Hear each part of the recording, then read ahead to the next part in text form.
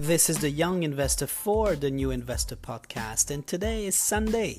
The markets are asleep, but I have a great feeling about the week ahead, and I am also excited as well, as this week will be the week I will exceed my first $50,000 portfolio value milestone.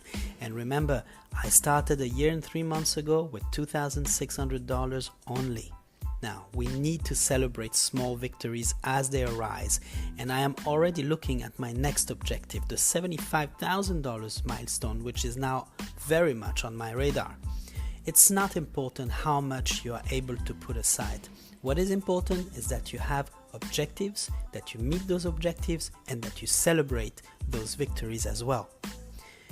Now, how about this week? Be the week that you will take your first step and invest your first dollars. And how about this week? Be the week you decide to review your whole approach to your finances and lifestyle. I think it will be the perfect week actually to start anything you may have on your mind. As I previously announced, I will not be buying a company or increase my positions this month. I'm going to inject a little bit of discipline in all of this, and I'm going to put all my 2018 bonus in my brokerage account. However, I understand that we should not let cash sit there and not work for you.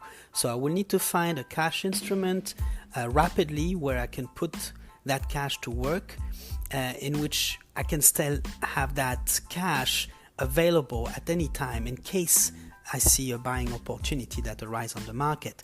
Most probably, moving forward, we are seeing already first signs that there's a possibility of a market correction or even a market crash within the end of the year or beginning of 2020.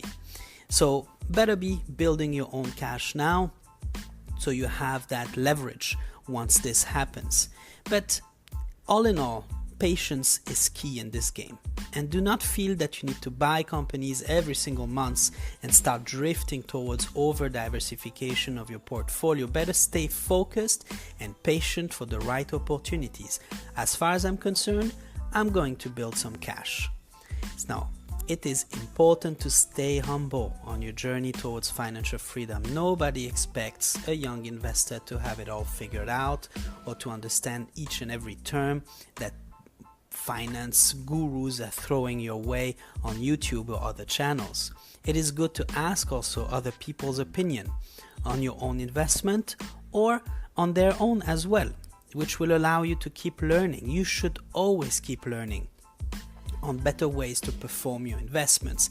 Even my humble podcast is still a source of information, even if you take 1% of it home. Now, the young investor must continuously document himself, read and research on and about companies as to ensure he has an overall understanding of the dynamics of the stock market and build his own opinion along the way.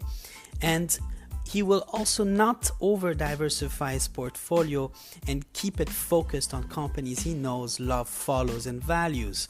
The young investor will be committed to his monthly investment, adapt his lifestyle to free investment money, deploy patience while understanding that the journey is a long one, and understand also right away that the journey is taken on your own.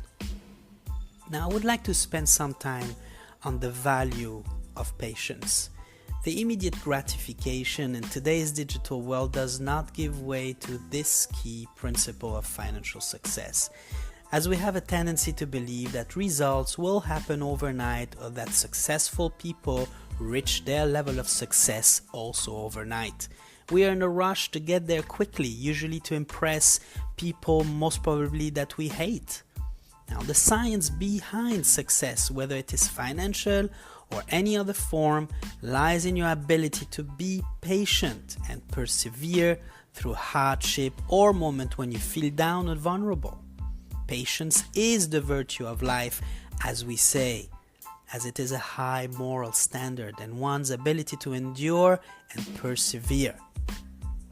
I heard somewhere, I think it was Gary Vaynerchuk who said roughly, if you're able to listen to this podcast, you are already part of the top 15% on this planet. And basically you should stop dwelling. And I think this is very true.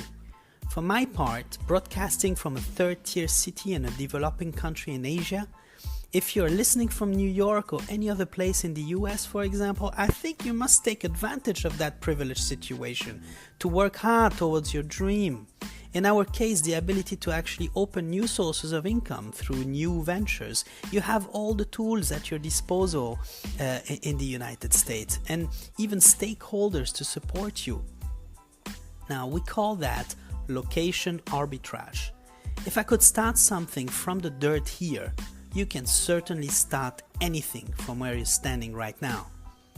Now, I hope you have found value in that episode, and please follow me on Instagram at The New Investor Podcast, as well as Facebook at The New Investor Pod.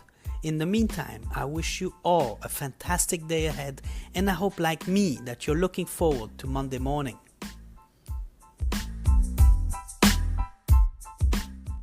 The podcast you just heard was made using Anchor. Ever thought about making your own podcast?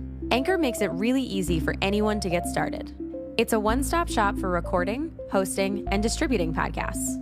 Best of all, it's 100% free. Sign up now at anchor.fm/new. That's anchor.fm/new to get started.